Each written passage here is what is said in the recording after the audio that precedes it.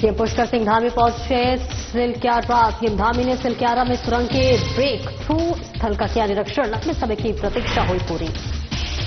देहरादून में हैदराबाद में जागरण के वक्त विवाद, साउंड कम करने को लेकर हुआ विवाद। 7 लोगों के खिलाफ एफआईआर हुआ दर्ज। हल्द्वानी में महिला सुरक्षा अभियान के तहत छापेमारी, घरेलू गैस सिलेंडरों की रिफिलिंग पर कार्रवाई। पुलिस ने की आरोपियों के खिलाफ कानूनी कार्रवाई। ऋषिकेश में ढालवाला नदी में सरकारी कर्मचारी की हत्या, पत्थर से सिर को बुरी तरीके से कुचला। पुलिस ने शव पोस्टमार्टम के लिए भेजा। नैनीताल में अनियंत्रित होकर सड़क पर गिरा पिकअप हादसे में किसी तरह की हताहत नहीं। घटना के बाद मौके पर लगी लोगों की भीड़।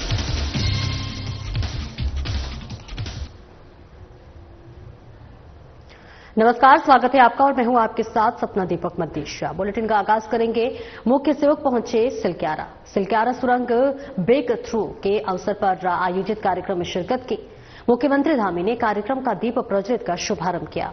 कार्यक्रम में केंद्रीय राज्य मंत्री अजय टम्टा, विधायक सुरेश चौहान, संजय डोभाल, दुर्गेश्वर लाल शिव उपस्थित रहे। वहीं आइए अब आपका सीधा रुख कराते हैं सिलक्यारा, उत्तरकाशी, जहां मुख्यमंत्री पुष्कर सिंह धामी उपस्थित जनसमूह को संबोधित कर रहे हैं।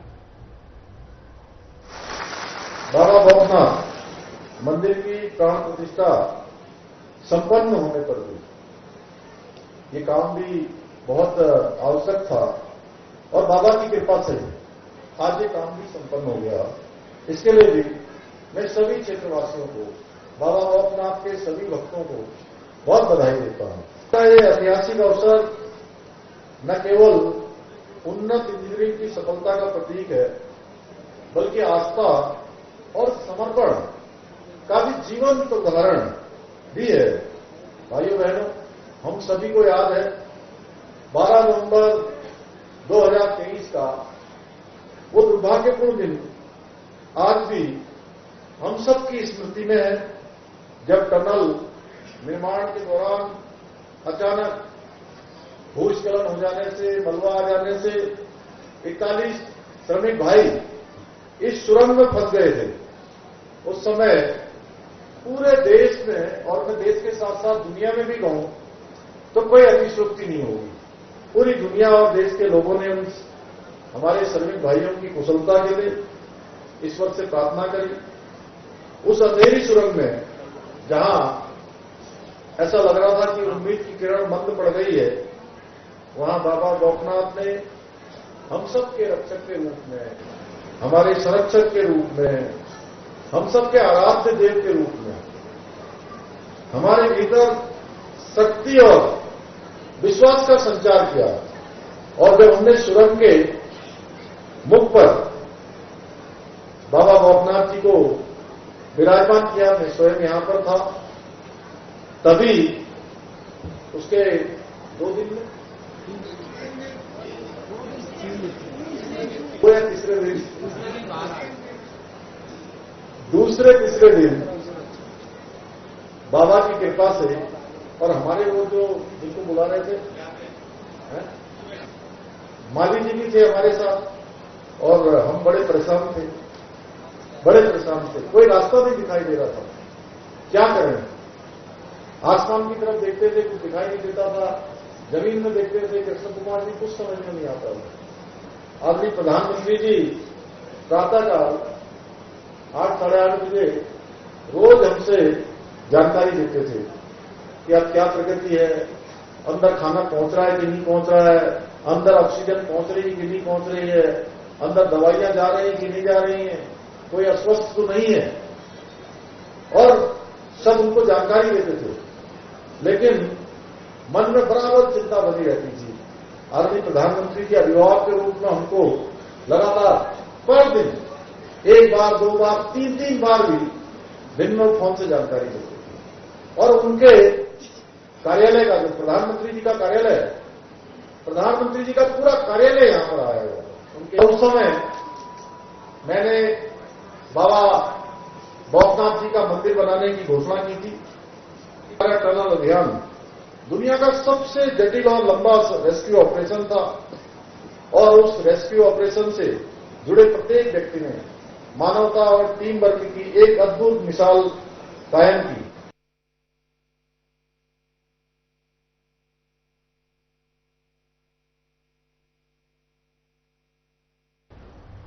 और अगली खबर को रुख करते हैं। अगली खबर नई दिल्ली से है, जहां पर नई दिल्ली में पहली जौनसारी फिल्म मेरे गांव की बात को मिला सम्मान। फिल्म में उत्कृष्ट अभिनय के लिए अभिनव चौहान को केंद्रीय सड़क एवं परिवहन मंत्री नितिन गडकरी ने किया सम्मानित। तो वही फिल्म में उत्तराखंड के जनजातीय क्षेत्र जौनसार बाबर की अद्भुत लोक संस्कृति को राष्ट्रीय स्तर पर मिली पहचान। असगारा और मेरे गांव की बात फिल्म में अभिनव चौहान ने मुख्य अभिनेता की निभाई थी भूमिका, और ऐसे में मेरे गांव की बाट और असगार फिल्म ने देश भर में मचाया जबरदस्त तहलका। 2 क्षेत्रीय फिल्मों की अपार सफलता के बाद अभिनव को बॉलीवुड से आने लगे हैं ऑफर, और ऐसे में मूल रूप से जौनसार बाबर के पटिहू गांव के रहने वाले हैं अभिनव चौहान। नाम के मुताबिक ही अभिनव बहुमुखी प्रतिभा के धनी है। अभिनव की रगों में अदाकारी और सुर में सरस्वती का वास है। गायकी के क्षेत्र में भी कम समय में अभिनव काफी मशहूर हुए। कम्युनिटी के लोग बहुत प्राउड है, बहुत ही भावुक है कि 70 साल से वेट कर रहे थे कि हमारे जौनसार गांव की सबसे पहली फीचर फिल्म और फाइनली भी बन के वो रिलीज हो गई है। और कि 16 दिन कॉन्जिक्यूटिवली हाउसफुल चली है। दिल्ली में भी लगी है, हर जगह लगी है, बट अब तो लाइक हो गया उसका फेस आया था कुछ महीने पहले, तो लाइक पागलपन सा पूरे समाज में। मतलब बहुत ही रो के लोगों ने गले लगाया मुझे कि आपने पहली फिल्म बना दी, लाइक पूरा हिस्ट्री क्रिएट कर दी। एंड यूथ को भी मैं यही कहना चाहता हूँ कि अपने कल्चर के प्रति भी काम करें, मतलब सिर्फ बाहर ही मत जाए, अपने कल्चर अपने रूट से कनेक्टेड रहें और अपने कल्चर के लिए काम करके म्यूजिक करें, जो कर सकते हैं वो करें। और वही मसूरी देहरादून विकास प्राधिकरण का अवैध निर्माण के खिलाफ अभियान जारी है। प्राधिकरण के उपाध्यक्ष बंशीधर तिवारी और सचिव मोहन सिंह परनिया के निर्देश और संयुक्त सचिव के आदेश पर जनपद देहरादून के 2 स्थानों पर अवैध निर्माण के खिलाफ सीलिंग की कार्रवाई की गई। आपको बताते चले कि छरपा सहसपुर में सतीश अग्रवाल और धर्मपाला चौक शिमला बाईपास में अमनदीप के द्वारा बनाए जा रहे अवैध निर्माण को एई अभिषेक भारद्वाज, जे सिद्धार्थ सोमवाल, मनीष नौटियाल और सुपरवाइजर प्यारे ने पुलिस की उपस्थिति में अवैध निर्माण को सील किया है। सचिव मोहन सिंह परनिया ने कहा कि अवैध निर्माण के खिलाफ प्राधिकरण की कार्रवाई लगातार जारी रहेगी। सीलिंग के बाद यदि निर्माण कार्य हुए तो ध्वस्तीकरण की कार्रवाई की जाएगी।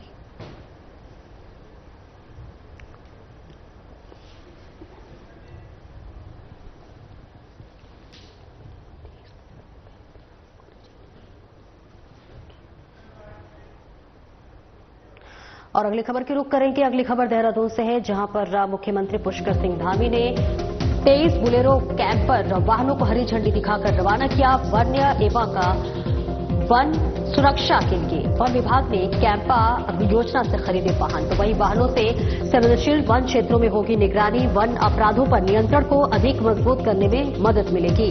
वनाग्नि प्रबंधन और मानव वन्य जीव संघर्ष की घटनाओं पर तेजी से रेस्क्यू होगा। वृक्षारोपण अभियानों की निगरानी होगी। भूस्खलन, बाढ़ या अन्य प्राकृतिक आपदाओं की स्थिति में वन और निकटवर्ती क्षेत्रों में तेजी से राहत और बचाव कार्य होंगे। वाहन उपयोगी भी सिद्ध होंगे, और ऐसे में पिछले 3 सालों में लगातार कैंपा योजना के बजट में हुई वृद्धि, वन मंत्री सुबोध उनियाल ने कहा। वहीं वर्ष 2023-24 में 237 करोड़ और 2024-25 में 302 करोड़ की धनराशि का व्यय हुआ है।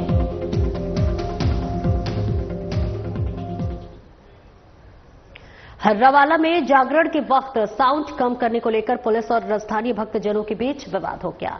मामला उस समय बिगड़ गया जब पुलिसकर्मी ने नियमों का हवाला देकर डीजे बंद करवाने की कोशिश की। लोगों ने पुलिस के कुछ जवानों को घेर लिया और उन पर हमला कर दिया। हादसे में एक पुलिसकर्मी के सिर पर गंभीर चोट आई है। घायल पुलिसकर्मी को तुरंत इलाज के लिए अस्पताल में भर्ती कराया गया। घटना का वीडियो सोशल मीडिया पर काफी वायरल हो रहा है। पुलिस ने इस मामले में सख्त कार्रवाई करते हुए घायल कर्मी की शिकायत पर 7 लोगों के खिलाफ मुकदमा दर्ज किया है। पुलिस का कहना है कि कानून व्यवस्था भंग करने और सरकारी कर्मचारी को पर हमला करने वालों को बख्शा नहीं जाएगा। वह स्थानीय लोगों का कहना है कि जागरण धार्मिक भावना से जुड़ा कार्यक्रम था। पुलिस को सहयोगात्मक रवैया अपनाना चाहिए था। फिलहाल पूरे मामले की जांच जारी है, तो वही इलाके में अतिरिक्त पुलिस बल को तैनात किया गया है ताकि किसी भी संभावित तनाव को रोका जा सके।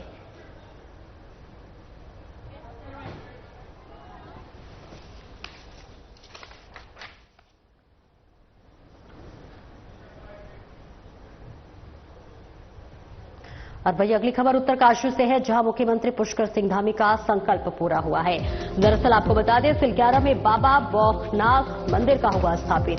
सीएम धामी बाबा बौखनाथ की प्राण प्रतिष्ठा में शामिल हुए, जहां सिलक्यारा में बाबा बौखनाथ की प्राण प्रतिष्ठा हुई। सीएम धामी ने सिलक्यारा सुरंग के पास नवनिर्मित बाबा बौखनाथ मंदिर में पूजा अर्चना की। उत्तराखंड के विकास में आज का दिन ऐतिहासिक है, मुख्यमंत्री ने कहा। वही सभी पर बनी रहे बाबा बौखनाथ की कृपा और आशीर्वाद। सिलक्यारा घटनाक्रम के दौरान मुख्यमंत्री पुष्कर सिंह धामी ने बाबा बौखनाथ मंदिर में निर्माण का लिया था संकल्प, और ऐसे में देखिए ये संकल्प जो है वो अब पूरा हुआ। बाबा बौखनाथ के आशीर्वाद से सफलपूर्वक हुआ था सिलक्यारा रेस्क्यू ऑपरेशन, जहां सफलतापूर्वक 41 मजदूरों को बाहर निकाला गया था।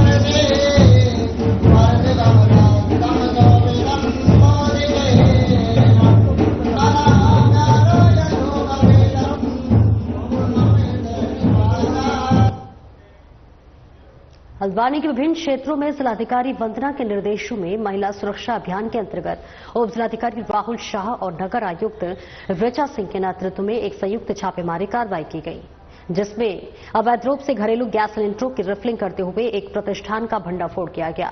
ये कार्रवाई बनभूलपुरा क्षेत्र में की गई, जहां घरेलू उपयोग के एलपीजी सिलेंडरों का अवैध रूप से व्यावसायिक उद्देश्यों के लिए उपयोग किया जा रहा था। मौके से 18 घरेलू गैस सिलेंडर, एक इलेक्ट्रिक का मोटर, रिफिलिंग मशीन और अन्य उपकरण जब्त किए गए हैं। इस प्रकार की गतिविधियां न केवल सार्वजनिक सुरक्षा के लिए खतरा उत्पन्न करती हैं, बल्कि कानूनी भी दंडनीय अपराध है।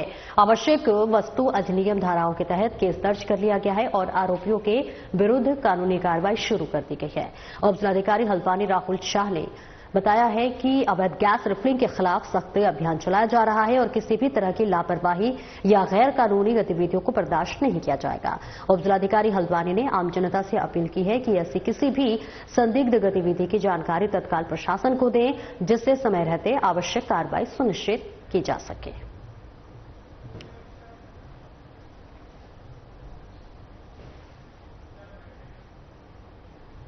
और वही मुख्यमंत्री पुष्कर सिंह धामी सिलक्यारा पहुंचे हुए हैं, जहां आपको बता दें सीएम धामी ने सिलक्यारा में सुरंग के ब्रेक थ्रू स्थल का निरीक्षण किया।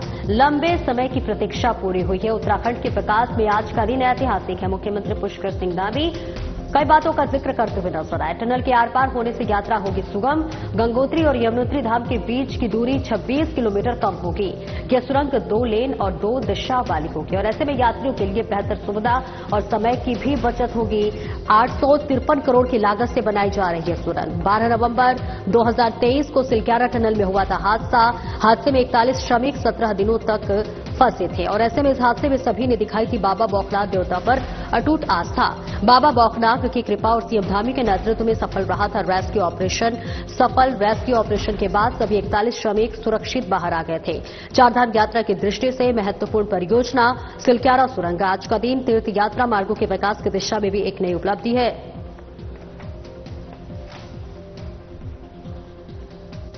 अंदर चले जा रहे हैं, चाहे वो चारधाम ऑलवेदर रोडों में भारतमाला श्रृंखला चल रही है, एक पुल से दूसरे तरफ कनेक्टिविटी को जोड़ना हो। उसी क्रम में आज सिलक्यारा टनल का ब्रेक थ्रू हो गया है और इस टनल के पूरी तरह से बन जाने के बाद, ब्रेक थ्रू हो जाने के बाद जल्दी ही ये रास्ता आम लोगों के लिए खोल दिया जाएगा, जिससे चारधाम ऑलवेदर रोड पर जाने वाले सभी तीर्थ यात्रियों हमारे धामों के 1.5 घंटे से ज्यादा का समय जो लगता था घूम के आना पड़ता था, इस टनल के बनने से वो रास्ता मात्र 4 या 5 मिनट में पूरा हो जाएगा।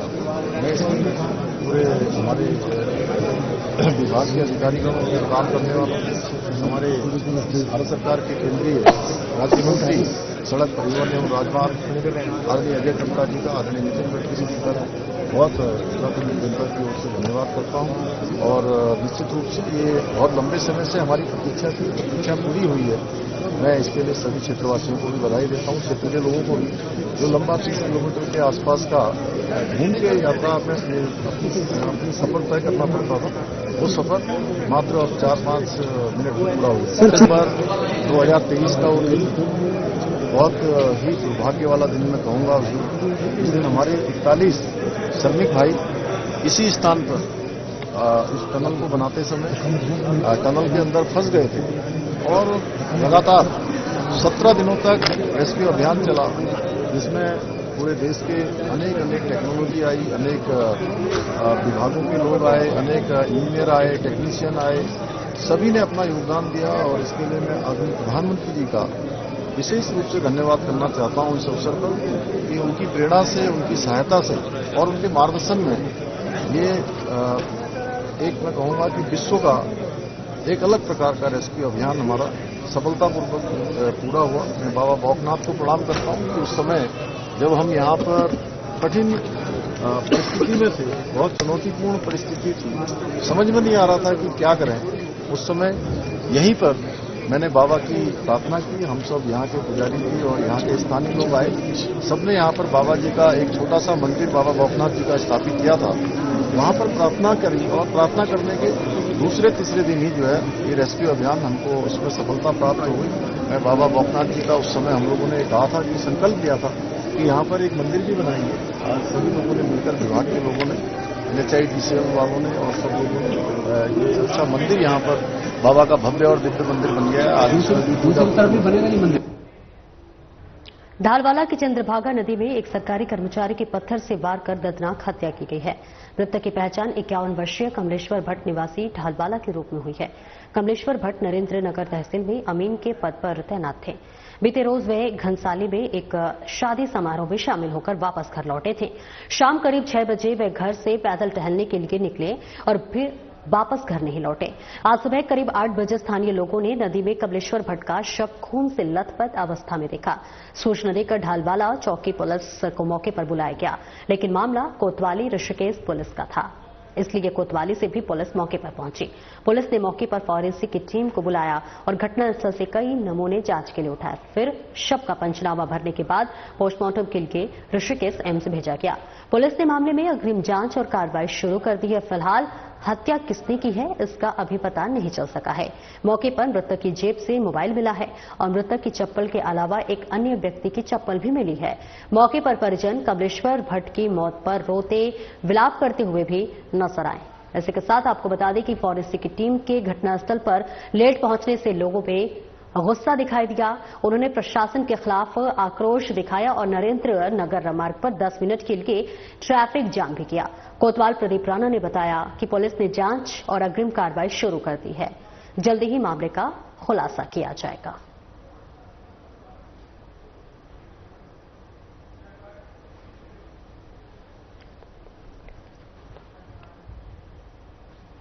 और वही हरिद्वार पुलिस को बड़ी सफलता हाथ लगी है, जहां पर चोरी का बड़ा खुलासा हुआ है। लाखों की चोरी से पर्दा उठा है।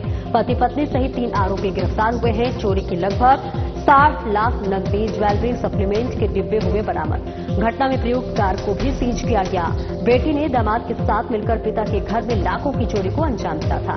आरोपी महिला ने पहले पति से तलाक के बाद घर वालों की मर्जी के बिना जिम ट्रेनर से रचाई थी दूसरी शादी, और ऐसे में पति के ऊपर लाखों का कर्जा होने पर महिला ने पति के साथ मिलकर बनाया था प्लान।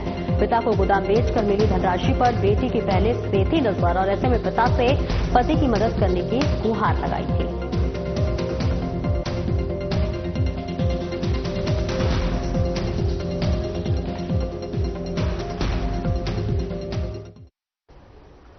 सरोवर नगरी नैनीताल के स्नोव्यू बिरला मार्ग को आने वाले जाने वाले रास्ते में चाटन लॉज के पास एक पिकअप अनियंत्रित होकर सड़क पर पलट गई, जबकि इस मार्ग से सैकड़ों लोग आवाजाही करते रहते हैं, पर किसी को भी कोई नुकसान नहीं हुआ। आपको बताते चले कि पोस्ट ऑफिस मार्ग से पिकअप वाहन जो कि चाटन लॉज चंद्र भवन चढ़ाई में जा रही थी, अचानक संतुलन बिगड़ जाने की वजह से पिकअप वाहन सड़क पर पलट गया, जिसके चलते राहगीरों की भीड़ लग गई। पुलिस भी मौके पर पहुंच गई।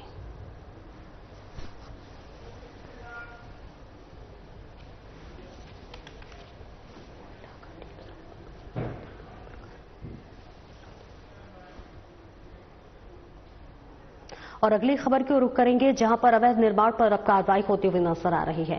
बताते चले, कोयली घाटी एम्स रोड पर बन रहे निर्माणाधीन बिल्डिंग पर कार्रवाई का इंतजार है। ऐसे में कोयल घाटी एम्स के रोड पर निर्माणाधीन बिल्डिंग की छत से सामग्री ढोने वाली ट्रॉली के गिरने से मचा था हड़कंप और ट्रॉली गिरने से फल विक्रेता को लगी थी चोट।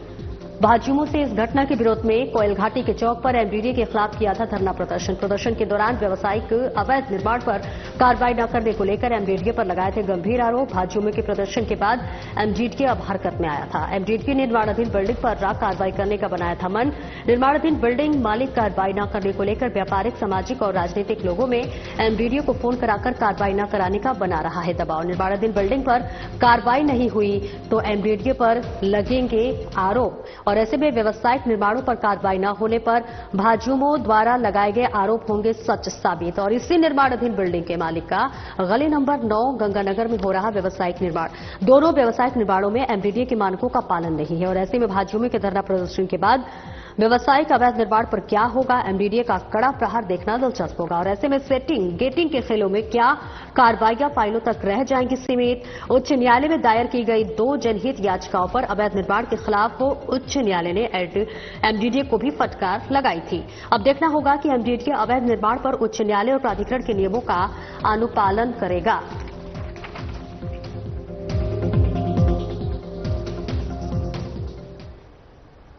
और इस खबर पर ज्यादा जानकारी के लिए उत्तराखंड से हमारे ब्यूरो चीफ कमल शर्मा हमारे साथ जुड़ रहे हैं। कमल, देखिए लगातार भाजयुमो जो है वो प्रदर्शन कर रहा है और इसके पहले भी कई बार एमडीडीए को फटकार लगाई जा चुकी है, क्या कुछ तस्वीरें? हाँ बिल्कुल सपना कहें तो अभी यहाँ मामला मैं कहूँ कोयल घाटी है या एम्स रोड पे, यहाँ पर का एक मामला है। यहाँ पर एक व्यावसायिक निर्माण चल रहा था और अगर हम कहें तो एक ट्रॉली जो होती है समाज ले जाने के लिए ऊपर वो काम कर रही थी, तो उसमें कुछ एकदम अचानक ट्रॉली गिर गई जिससे वहां हड़कंप भी मच गया और नीचे तो ये फल विक्रेता थे, उनको चोट आ गई, भले ही वो अब ठीक भी हैं। तो इसको लेकर भाजयुमों ने वहां पर उसी चौक पे जाकर वहां पर प्रदर्शन किया और उन्होंने आरोप एमडीडीए पे कई तरह के लगाए। उन्होंने कहा कि जब छोटे छोटे घर बनते हैं तो बड़ी कार्रवाइयां होती हैं, लेकिन व्यावसायिक निर्माण जो बड़े बहुमंजिला बन रही है उन पे कोई कार्रवाई नहीं हो रही है। तो इसको लेकर उन्होंने धरना प्रदर्शन भी वहां किया, कई आरोप भी लगाए और अब वही हम देख रहे हैं कि जब मामला इतना बढ़ गया तो एमडीडीए ने उस पर कार्रवाई करने का प्रयास किया। तो देखा जाए जो वहां का ऑनर है और वो गंगानगर में ही बना रहा है, तो उसने कहीं ना कहीं नेताओं द्वारा, राजनीतिक हो गए, व्यापारिक नेता हो गए, अन्य नेताओं द्वारा कहीं ना कहीं दबाव बनाने का प्रयास किया गया कि मेरे ऊपर जो कार्रवाई होती है, सीलिंग की कार्रवाई है, वो रोक दी जाए। तो अब यही देखना है कि क्या इन दबाव से क्या एमडीडीए झुक पाएगा अपने नियमों का। और हम लगातार देख रहे हैं कि माननीय उच्च न्यायालय भी बड़ा सख्त है इस टाइम एमडीडीए का, लगातार फटकार भी लगा रहा है। अवैध निर्माणों को लेकर लगातार वो उनको बता रहा है कि ये बिल्कुल नहीं चलेगा। अब यही देखना है कि इस दबाव में आके क्या ऐसी कार्रवाइयां रोकी जाएंगी और या अपने एमडीडीए अपने नियमों का और जो हाईकोर्ट के डांट फटकार चल रही है, जो हमका हाईकोर्ट अदालत, उसका पालन किया जाएगा। अगर ये चीजें नहीं होंगी तो फिर वही लगता है कि बातें सिर्फ फाइलों तक सीमित होती हैं और कार्रवाई नहीं रहती। जो भाजयुमो के लोग जो लगातार आरोप लगा रहे हैं वो कहीं ना कहीं फिर सच साबित होंगे, नहीं तो कार्रवाइयां करनी पड़ेगी एमडीडीए को, ताकि एक अच्छा संदेश जाए कि ऐसा नहीं है, जो गलत काम करेगा उसके खिलाफ सख्त से सख्त कार्रवाई होगी। बिल्कुल, देखिए लगातार एमडीडीए जो है मानकों का अनुपालन नहीं कर रहा है, अनदेखा कर रहा है और ऐसे में देखिए हाईकोर्ट की तरफ से भी फटकार लग चुका है। भाजयुमो को क्या कुछ मांग है, क्या कुछ कार्रवाई का अंदेशा लगाया जा रहा है एमडीडीए पर? हाँ, भाजयुमो के लोग ने वहां पर जहां ये घटना हुई थी वहां पर धरना प्रदर्शन किया था, कई तरह के आरोप उन्होंने लगाए थे। उन्होंने कहा था कि बहुमंजिले जो इमारतें बन रही हैं इस पे जो एमडीडीए कार्रवाई करता है वो बिल्कुल नहीं कर रहा है। कहीं ना कहीं बहुत कई बड़े आरोप भी उन्होंने लगाए हैं। तो उन्होंने मांग की थी कि जितने भी ये बहुमंजिली इमारतें हैं एमडीडीए इनके पास नियमों के तहत इनकी कार्रवाई करे, नहीं तो हम बहुत बड़ा आंदोलन चलाएंगे। अब यही देखना है जहां घटना हुई है और अन्य जो बहुमंजिले इमारतें हैं जहां देख रहे हैं मक्का भी पास नहीं, कहीं नहीं है, कहीं गंगा किनारे वाले मामले हैं, कहीं और चीजें लगातार मामले हैं और जिसको हाईकोर्ट भी लगातार फटकार लगा रहा, लगातार जनहित याचिकाएं डलती जा रही हैं और पता चला है कि ऋषिकेश में और जनहित याचिकाएं डलने वाली है, क्योंकि मुख्य न्यायाधीश जो बड़े सख्त है इन चीजों को लेकर। अगर ये चीजें नहीं हुई तो कहीं ना कहीं और अधिक परेशानियां एमडीडीए के लिए अधिक खड़ी हो सकती हैं। बिल्कुल, बहुत बहुत शुक्रिया कमल इस महत्वपूर्ण जानकारी के लिए। और फिलहाल मेरे साथ इस बुलेटिन में इतना ही, दीजिए इजाजत, नमस्कार।